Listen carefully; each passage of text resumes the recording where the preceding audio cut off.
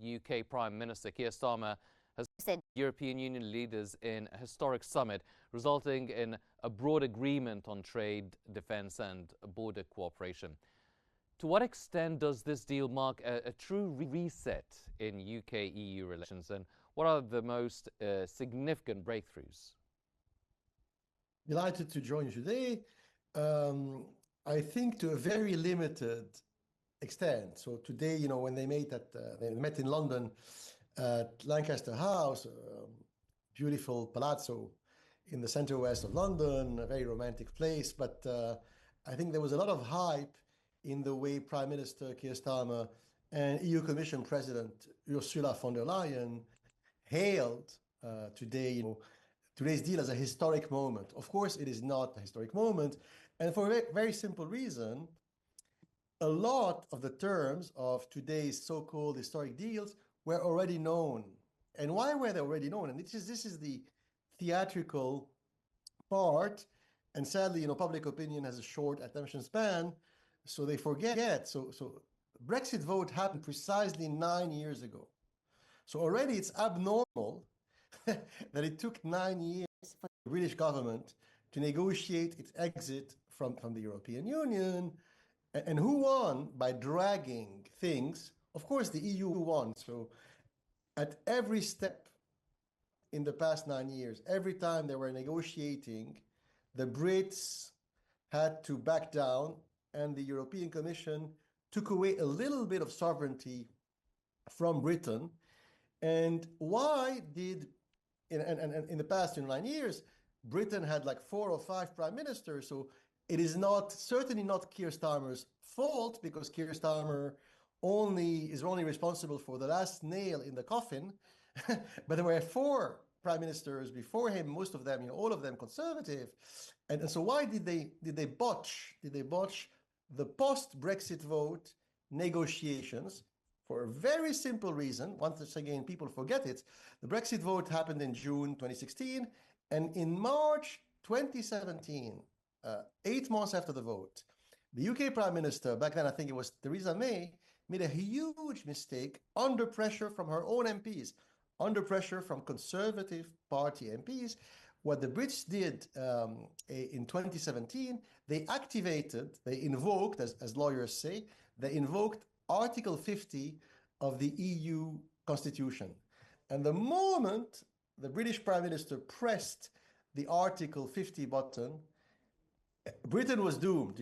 Everything which happened later, so everything which happened in the past 8 years, was the consequence of that fatal moment, because Article 50, not invoking Article 50, waiting and negotiating, would have given Britain the upper hand.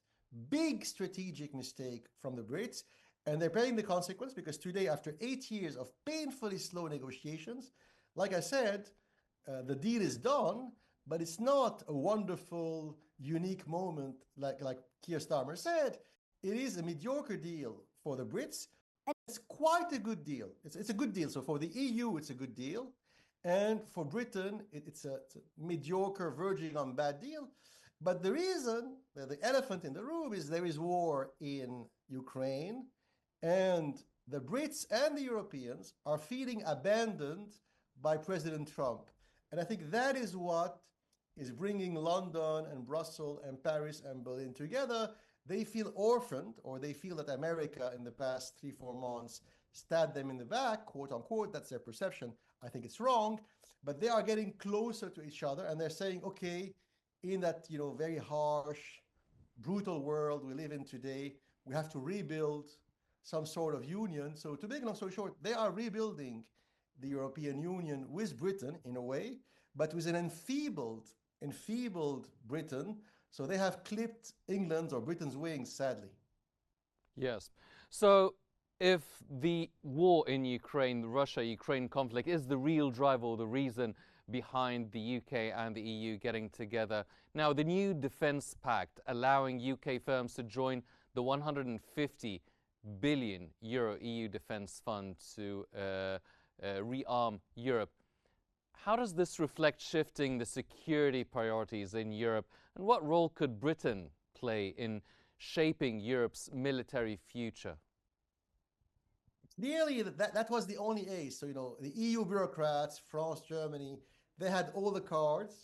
And the only card that poor Keir Starmer had, once again, it's not only Keir Starmer's fault, because the conservative prime ministers who preceded him had already cooked 80 or 85% of that negotiation with the EU. So what was left for poor Keir Starmer to negotiate wasn't much. But he made the most of it. He made the most of a bad situation. And so that was the ace in Britain's game.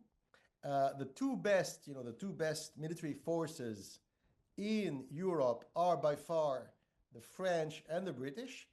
And the size of the military budget and the size of the armed forces in Britain and France is bigger in absolute and relative terms than that of all the other EU member states, including Germany. So that gives an edge to Britain.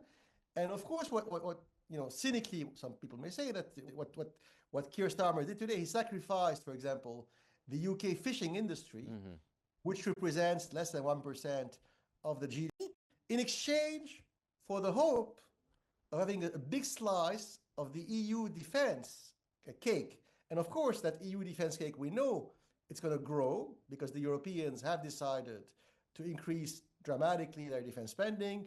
So, German, Polish, Italian, etc., they will spend more on defense. And what Keir Starmer hopes is they will buy more UK-made weapon system, which is not a bad bet. It's quite a reasonable, assumption. It is likely that they will buy more UK manufactured weapon systems and perhaps aircrafts in the future.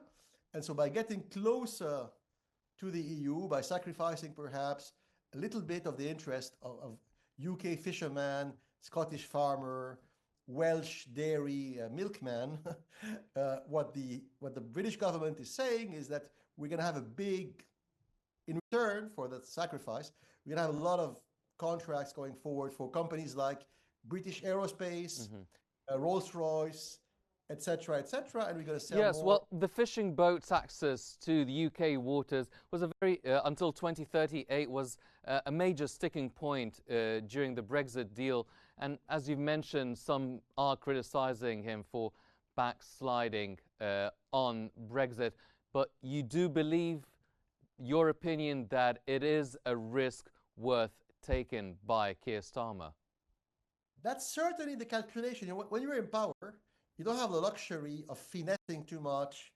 And, and honestly, these negotiations have dragged for nearly 9 years. So there's a moment after 8-9 years where you stop finessing and you say, okay, I'm going to cut my finger or I'm going to cut my hand and I'm going to move forward. And I think that what the calculation made by Keir Starmer is that, the fishermen and the oyster farms and the dairy product, whatever, these guys are a finger, let's cut them, let's move forward.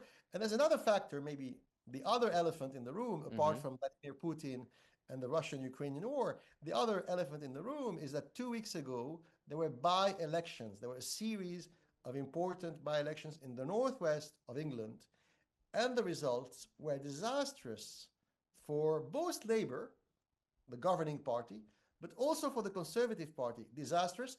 And the populist far right got very high scores. They won the only MP, the only parliamentary seat, which was in contest, but they also won a bunch of municipalities and local councils with a huge margin